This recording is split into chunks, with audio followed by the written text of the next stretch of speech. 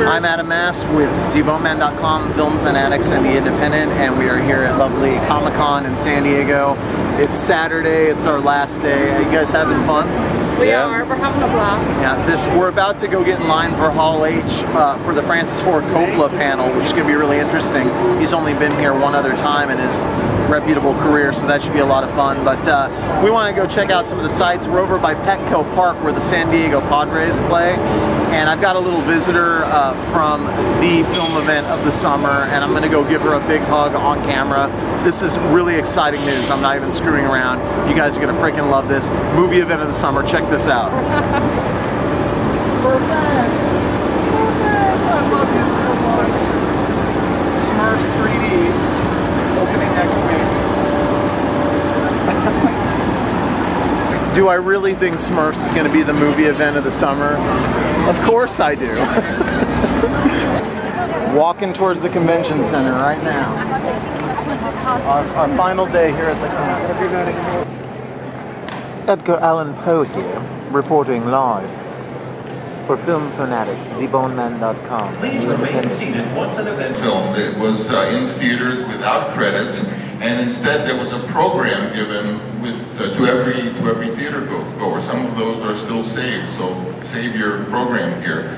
And in that tradition today, I wanted to make a little program that you could see, and basically what I wanted to talk about started about a year, or I guess 14 months ago, in the exciting aftermath of Avatar. Many people asked me, I was at a film festival, and they asked me that people were saying, you know, 3D was now going to be the new exciting thing that cinema had to offer, and what did I think of that?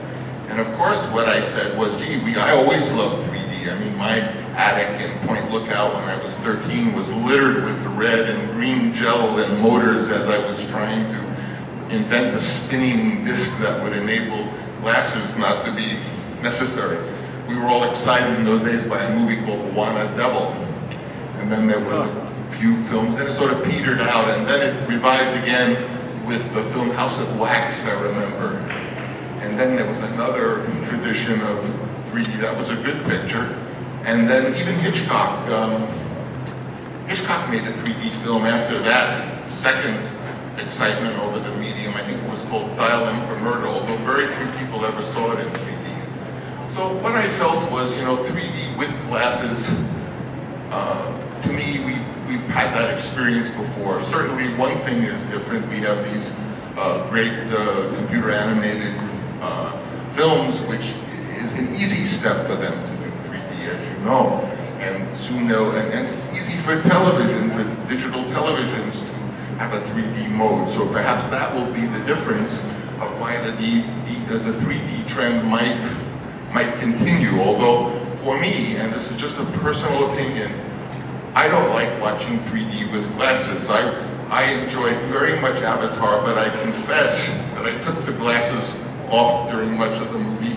And whenever I saw the images start to show that it was going to be 3D, I put them on and saw a wonderful sequence, and then I took them off again. So I'm a little bit in the camp that believes that maybe the whole movie shouldn't be 3D, but some good sequences should be 3D, that you then, if you're going to have glasses, so you don't have to have the glasses and get a headache throughout the whole experience.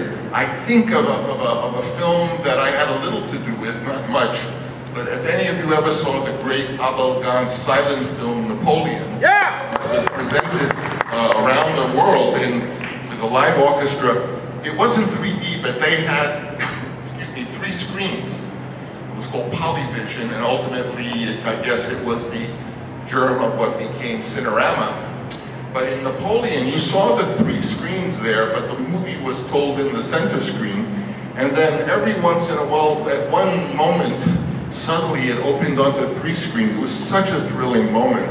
And there was an extraordinary 3-screen sequence shown on the film. And I always remembered that. And I thought, well, if I make a film, I would like to have some 3D sequences, but not entirely throughout the whole film. And so that's the purpose of the mask. Let's experiment. Can we get more light so we can get a picture of this? Everyone put on your mask. could you tell me what were the biggest challenges in making Twixt?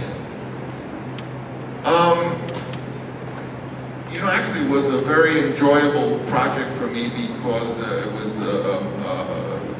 I made it all in Northern California, and so I could sleep in my own bed. I think the writing challenges were how to deal with this Gothic story and yet make it really have something really personal for me at stake. I think whenever a filmmaker makes a film, it's sort of like asking a question. And when you finish the film, you get the answer. And I try to do that on everything now, whether it's a genre Gothic story. I wanted it really to have some of my blood in it. And interestingly, I discovered a lot about my leader. Clearly in the forest, I met Edgar Allan Poe. That's on the level, by the way. This was a dream. And the little children coming out of the grave, and the little girl played by Elle, and Edgar Allan Poe did appear, and I said, show me the way, you know, it's like some kind of Virgil. And what I realized is that Edgar Allan Poe had a little ghost in his life as well as me. And it was in understanding that that was the hardest part and the most enjoyable part of working on the story. Another question? Yeah, this question is for Mr. Kilmer. First off, I just want to say that I love Tombstone, and thank you for that. In particular, what drew you to this movie? Was it being able to work with such an iconic director, or the script, or a combination of both?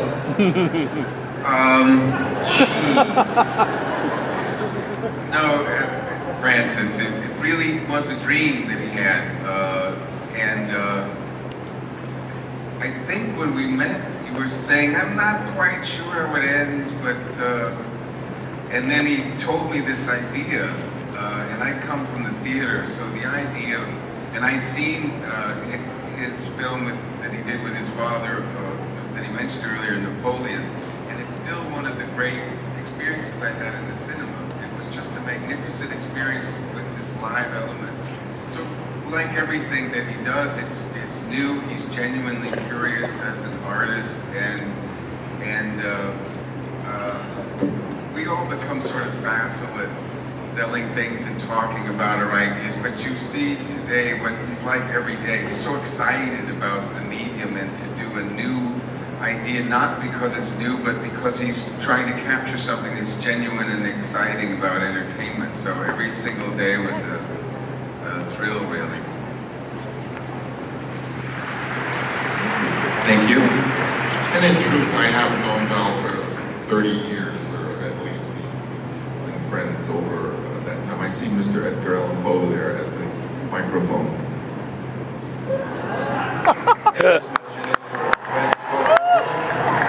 I love everything you do. Apocalypse Now, The Conversation, The Godfather, your Pinot Noir, it's all amazing. You know, there are so many reboots and remakes coming out of Hollywood now. Can you promise us that you'll never let anyone remake or reboot The Godfather, please? You know, I was about 29 when I made The Godfather, and as you can imagine, I have absolutely no legal control over the ownership of that project. So, of course, Paramount Pictures owns it, and not myself, but, you know, who knows? I mean, I think when they remake films, it's a pity because that money could go into investing into new ideas, new stories for new times.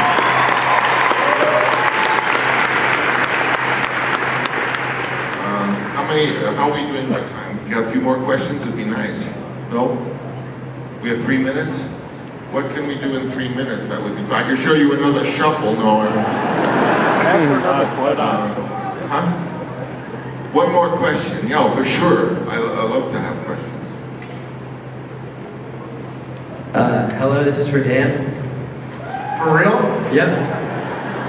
It's Duncan. Hi.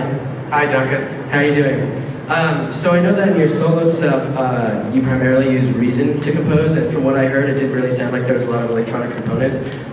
Will there be any in the score, and if not, why did you decide to leave that out?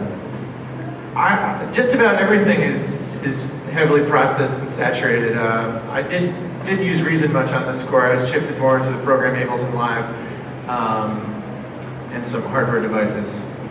We're going to really end it on this boring technical question. But yeah, there's another composer, Oswaldo. What's Oswaldo's last name? Holohoff.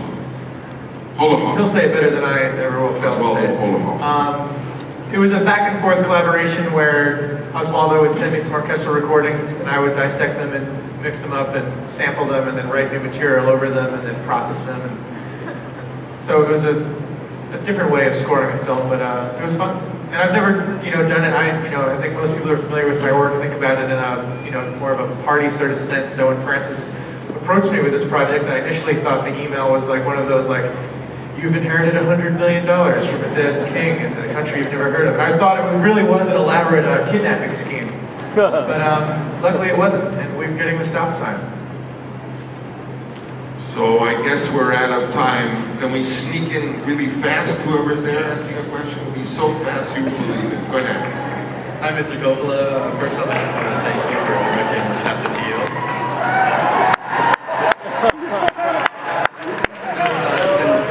Since you were one of the proponents of 3D filmmaking back when Captain EO was first made, and now so many films are being conceived and shot in 3D, which I think is brilliant, but now and then, movies are being converted to 3D, sometimes against the will of filmmakers. So I was just wondering your thoughts on 3D conversion. Well, I feel the same way about I do as colorization, that some of these beautiful films were conceived for one way and I just make them in the other way is a pity. It's just for commercial reasons. I think we're done. I have to say goodbye to all of you. Thank you for playing with us. We have the lights so we can say goodbye to the folks. We have more lights already.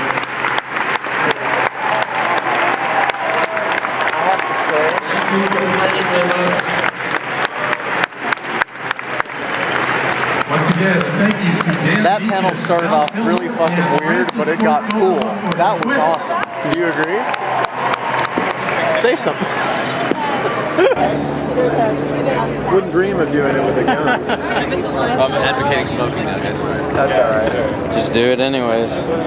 This is the legendary Bob Stencil, by the way, for people who are wondering. The legendary Bob Stencil. Hey friends, good to see you. But everybody's doing that. Enjoy your Comic-Con. Thanks, man. Great question in there, by the way. Thank you very much. Wonderful.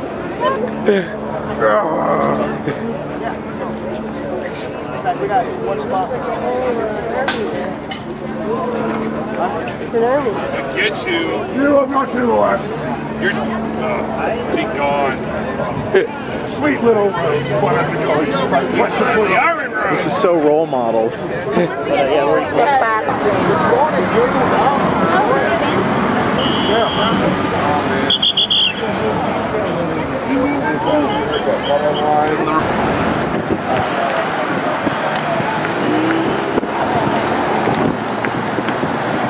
I'll be so...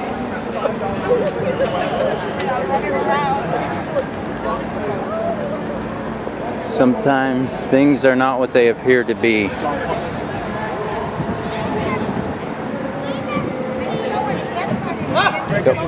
So we're in line to hopefully win tickets for the Cowboys and Aliens premiere. This is our last chance. Wish us luck. We'll start off with an easy one. Yeah. We all know Kevin McHale plays on the show. What's his character's name? Single file line. When would that happen? When will this happen? Yeah. People will start lining up. What's going on, Adam?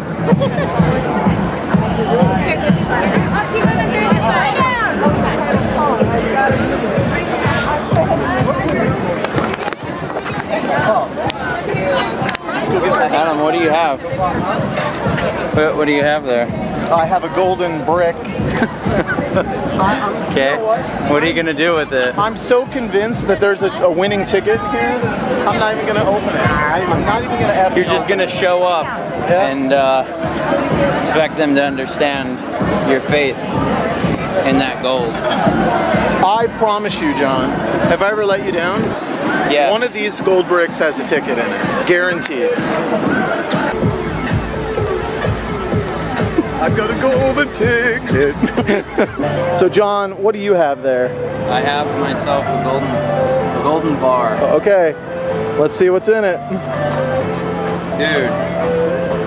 Nothing. Nothing. We got ourselves a shirt. Is there a ticket in there too?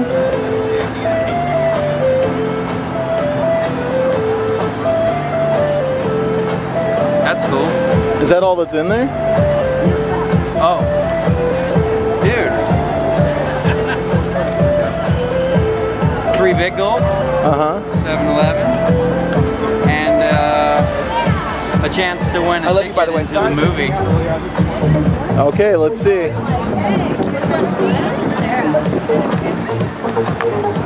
Does anybody have faith out there? I say you didn't get one. You are correct, sir. No gold here. I've had very good luck at Comic-Con International here in San Diego, California on July 23rd. 1:15 p.m. I believe, if I can find my watch. Okay, we're just gonna do this. Enough beating around the bush. Enough, you know, messing around. Let's just do it. I don't want to play this stupid game anymore where I just. Where are you? I don't get you. Did your last one have a shirt in it? No. You know that's gonna be my shirt too, right? Ooh.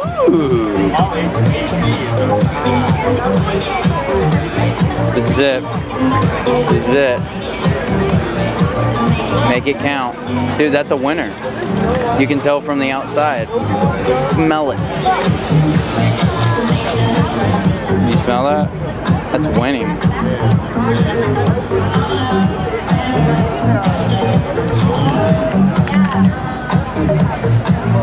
How good is my luck here at Comic-Con San Diego?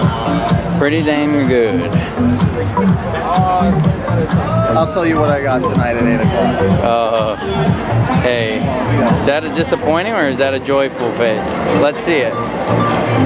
Oh my, wait, keep it, oh, wait. You know, that's a sorry, try again. Okay.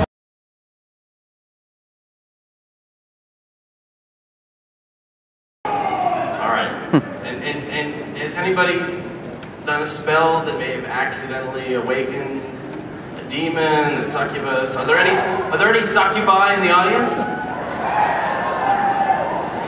right. Yeah, at the podium. If somebody yelled, you neighbors, keep an eye on that person. All right, so we're going to introduce the filmmaker and the cast of this movie. He's making his big screen debut, a guy who has been a lifelong horror fan. You've seen him host the Body Count segment on G4. He cut his teeth on music videos, and he made 2007's Wrong Turn 2. The director of Knights of Badassdom, their royalty, Mr. Joe Lynch.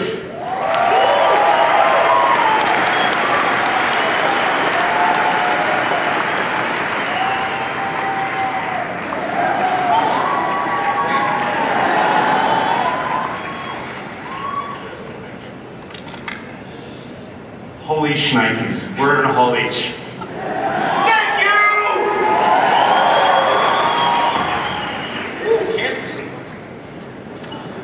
So you know Ms. Jason Stackhouse on a show called True Blood?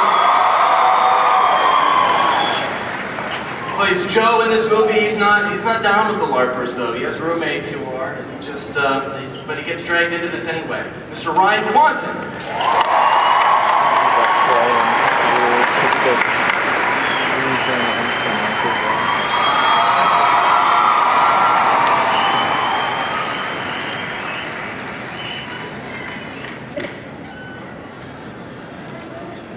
And this guy, he always plays bad guys, but he's a really nice guy. He's from Date Night, It's Always Sunny in Philadelphia. He's in Abraham Lincoln Vampire Hunter, which will be coming out. Jimmy Simpson.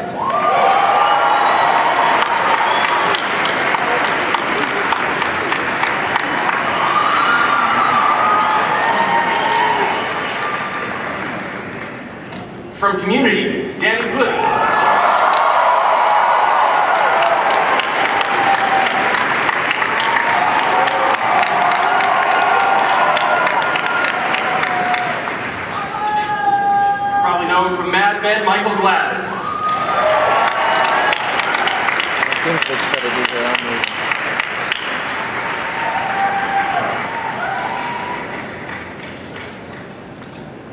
She co-starred in Adventureland, Spread, The Invisible, The Monstrous, Margarita La Viva.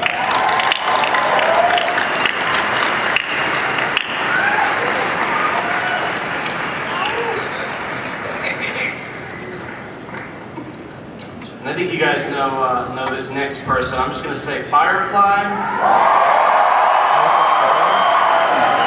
Serenity. She was a Terminator. Summer Glau.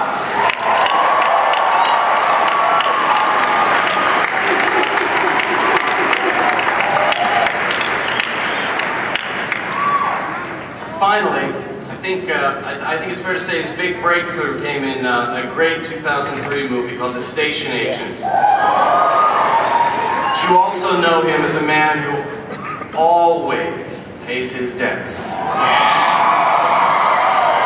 Tyrion Lannister on Game of Thrones, Peter Dinklage.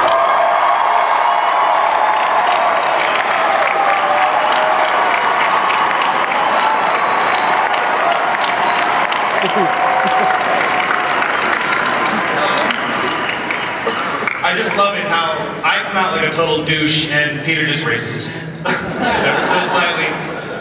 You're a class act, sir. All the way down there. And the bass on that voice, jeez. It's a lot of bass.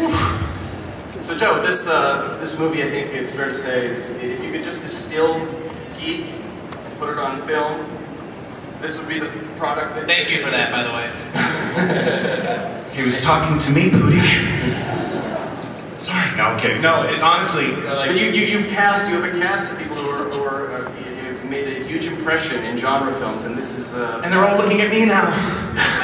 They didn't look at me once on set. It's a little... So, thank you very much.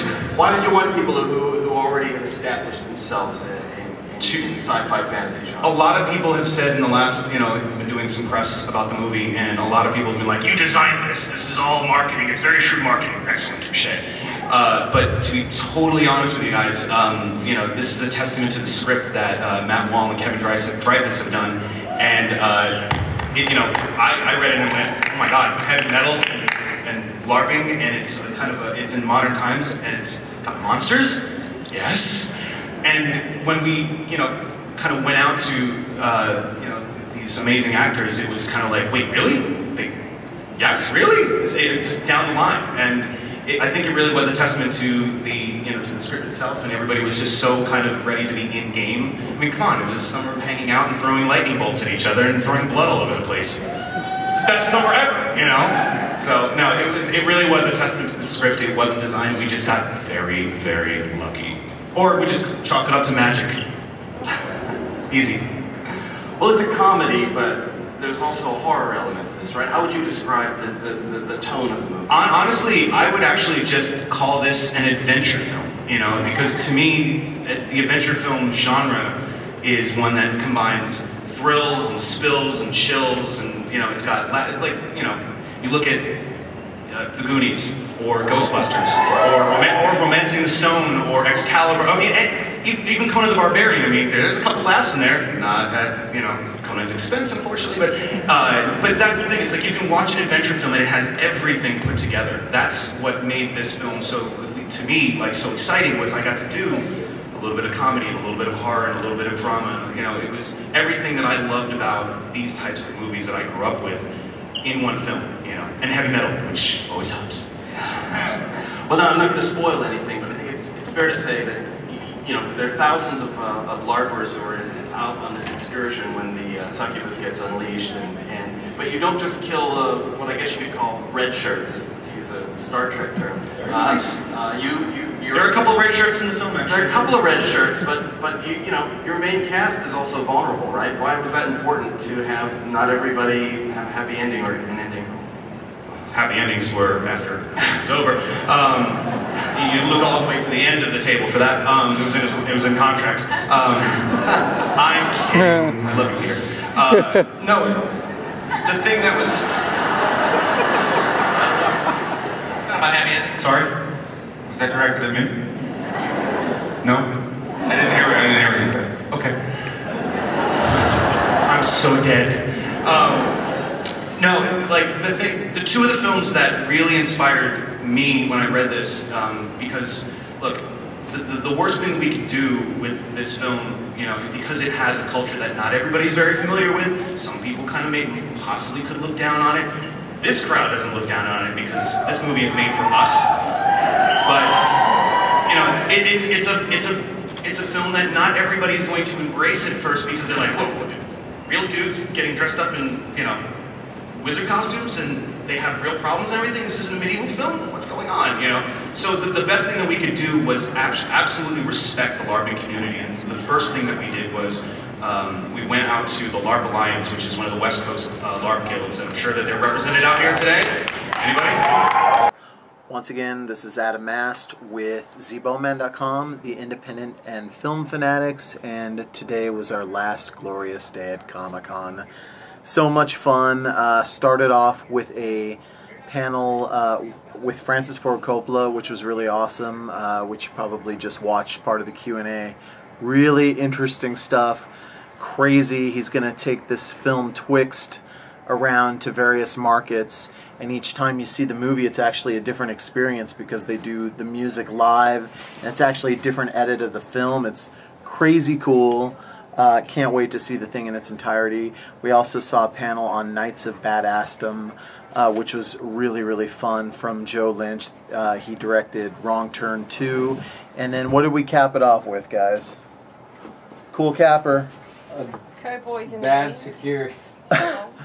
John had a really bad experience with a security person, but we managed to attend the Cowboys and Aliens premiere with director Jon Favreau, Daniel Craig, Harrison Ford, Olivia Wilde, Ron Howard, Brian Grazer. Just everybody was there, and watching the movie with that crowd was totally electric. The movie comes out on July 29th, and it was very entertaining. We all really liked it, and it was a real special way to cap off the entire weekend at Comic-Con. We also saw Captain America today, which we really enjoyed as well. And I think that about sums it up, right, guys? Anything to add? Thank you for those of you who've watched this incredibly daunting, long-ass video reel that Sean. True fans. That's right. Sean cut that together, so thank you to Sean. Thank you to Bernie. Thank you to John. Give a shout out to my family at home for letting me go. Thanks to the Bowman for, you know, putting all this stuff on the site, which he hasn't actually done yet, but he's going to. And to Brett, our good friend Brett, who at the last minute was unable to make it. A shout out to him, and a shout out to Dustin for letting us use his awesome little HD video camera. I got nothing, man. That's it. We're gonna go to bed and we're gonna leave back for Utah tomorrow morning. So we'll see you later.